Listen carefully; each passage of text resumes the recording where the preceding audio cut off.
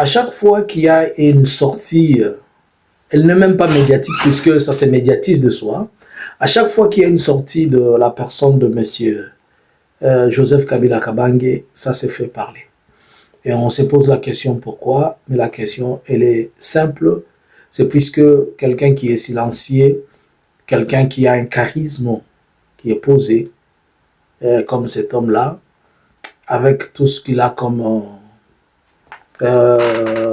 pouvons dire, tout ce qu'il présente comme, comme compétence et tout ça, ça pousse seulement certaines personnes à pouvoir se poser 1000 et 10 000 questions. Il y a une sortie que nous connaissons tous, il y a des 48, qui date de 48 heures.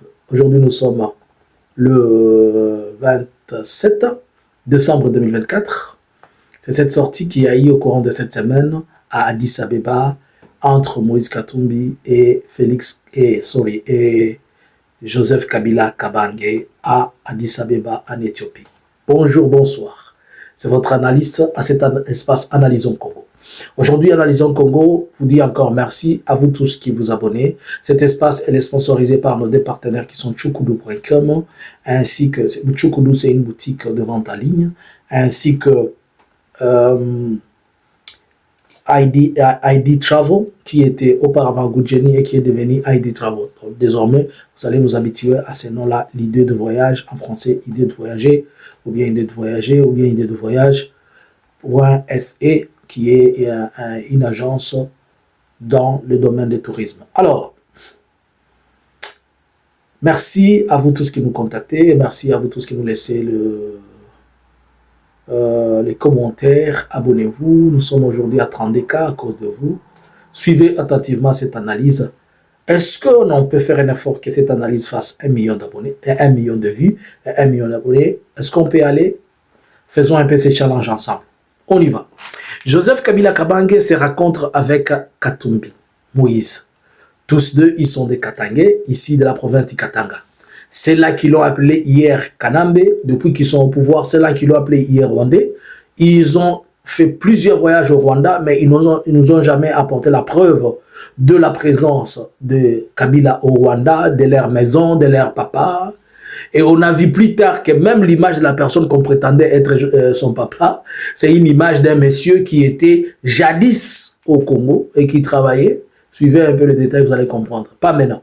Alors, voilà ce qui se passe. Tout le monde sait que Kabila et Moïse Katumbi, c'était d'abord quelque chose comme Tom and Jerry. Mais avec le temps, ils ont eu à se réconcilier il y a des années. Et après cette réconciliation, chacun était dans ses histoires. Mais ils se retrouvent maintenant, on peut se poser la question, pourquoi ils se retrouvent maintenant? Quel est le point culminant, le point chaud qui les pousse à se retrouver maintenant? D'abord, leur province, d'abord le pays est menacé. Le pays est menacé par quoi? Par celui qui est au pouvoir, à la personne de Félix, qui devait normalement respecter les délais constitutionnels qui sont les 2 mandats et puis laisser le pouvoir. Mais il veut s'éterniser au pouvoir en voulant changer la constitution. C'est pourquoi ils se sont croisés là-bas pour rappeler que le pouvoir au Congo, c'est un pouvoir qui n'appartient à aucune personne. C'est un pouvoir rotatif où tout le monde doit apporter la pierre de la contribution de ce qu'il fait. Et personne ne doit s'y éterniser. On est locataire, on n'est pas propriétaire de la République démocratique du Congo, du pouvoir de la République démocratique du Congo. Félix veut se rendre propriétaire. Et ça, on veut l'empêcher.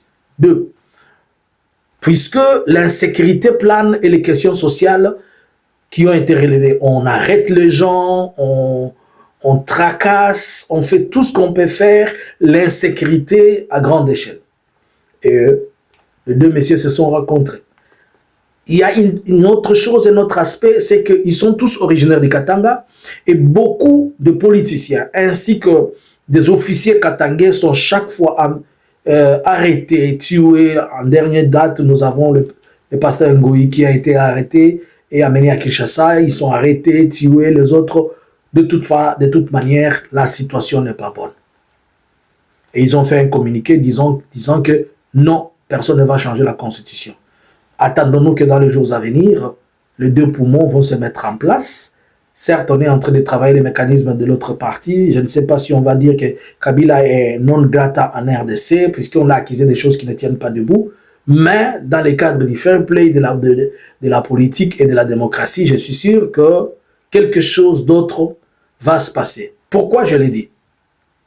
Et suivez ce que peut-être vous n'avez pas eu le temps de voir, mais je suis parti loin dans mes analyses pour me poser une question importante. Ça fait plus de 3 ans ou 4 ans que Félix est en train de traquer Kabila. Il a payé plus de 3 milliards, 5 milliards pour qu'on l'arrête. Partout, il a payé à Dar es Salaam, à Mozambique, Namibie, Zimbabwe, Afrique du Sud, mais on n'est pas arrivé à arrêter cet homme. Félix a oublié que d'abord que Kabila c'était un maquisard, il a oublié que c'est un militaire formé de partout. Il a été en Libye, il a eu des formations en Chine, il a eu des formations un peu en Ouganda, en Tanzanie. Il a eu des formations efficaces qui lui permettent, et il a vécu dans le maquis pendant beaucoup d'années. Donc, pas seulement la diversion, mais le camouflage, c'est une histoire auquel il est habitué. La question que moi je me suis posée, qui va vers l'analyse que je suis en train de faire, pourquoi se sont-ils retrouvés en Éthiopie? Tout le monde peut prendre ça comme un fait normal. Mais moi, je suis parti au-delà du normal. D'abord, l'Éthiopie, c'est un pays qui n'a jamais été colonisé. L'Éthiopie n'a jamais été colonisée. Mais c'est après que l'Éthiopie est presque une plaque tournante pour les 2 tendances ou bien les 3 piliers de force qu'on peut avoir aujourd'hui. Il est trop comme influencé par les anglo-saxons dans le business. L'Union européenne a une forte présence en Addis Abeba. L'Union africaine est là en Addis Abeba. Et il n'y a pas longtemps, l'Éthiopie a rejoint les BRICS. Alors, si Kabila et Moïse doivent se retrouver en Addis Abeba, cela sous-entend et cela veut dire que premièrement, les services de renseignement, les services de sécurité éthiopiens ont été informés que les 2 messieurs vont se retrouver là-bas. Et s'ils ont été informés, ils pouvaient leur dire non, vous passez comme toute personne, mais ne vous réunissez pas. Mais recevoir 2 grands poumons de la politique congolaise, c'est-à-dire le pouvoir éthiopien est d'accord et accepte de leur donner cet endroit pour qu'ils puissent se parler. En d'autres termes, l'Éthiopie ne partage pas la même diplomatie et la même politique que la RDC actuellement avec son président.